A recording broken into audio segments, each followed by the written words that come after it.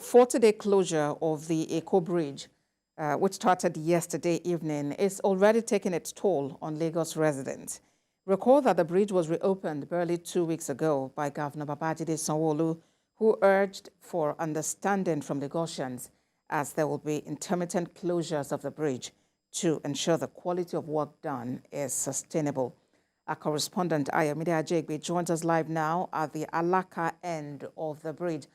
Ayomide, talk to us about what you can see and what people around the commuters, motorists are actually going through. All right, thank you very much. Right now, I'm at the Alaka, that's inward to Costain, the Alaka end coming from Stadium. And as you can see behind me, the bridge has been closed. Has been closed since yesterday evening. And a lot of commuters are finding it very difficult to negotiate some of this interchange. Last mile officials were deployed to several parts of Lagos. But it seems as if they're still trying to see how they will cope with the situation.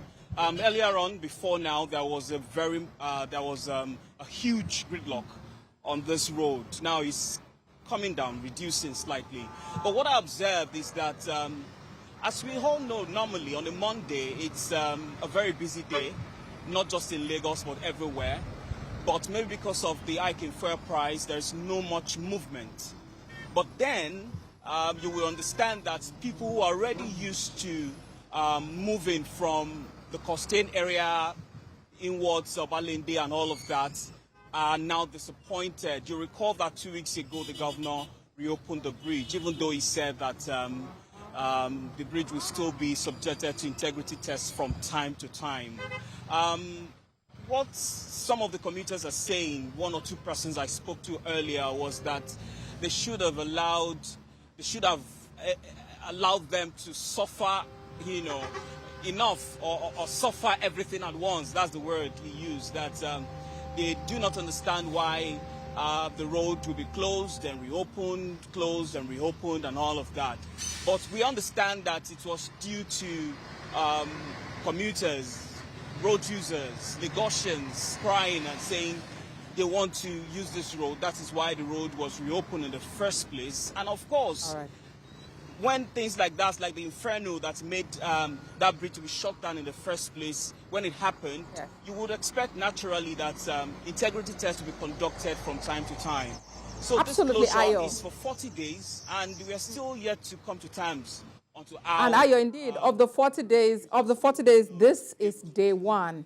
This is day one. I was looking behind you. I couldn't really see any bulldozers, tractors, or any equipment in action there. What is the level of work? Has it really begun, or what is going on? All right. This is the Alaka exchange. Now, this is coming from Stadium. Now, the other end of the road, there are some works that are ongoing. But right now, you can see at the back of this signpost, bridge closed, there is this thing that was just dropped there. I don't know what it is. I was trying to ask these guys here. They said they are working here, and whatever this is part of the work they're doing. So this thing was dropped right here at the back here. I'm sure it's part of whatever work they want to do on this road. But this part is this end of the road is just to ensure that people do not come into where the road actually is being repaired. Now, you recall that the repair is actually taking place at that Costain area, which you already understand was the inferno actually affected at the time. Now, this construction, we don't know how long it's going to take, but of course, Lagos State government has said 40 days minimum. We don't know if there will be an extension.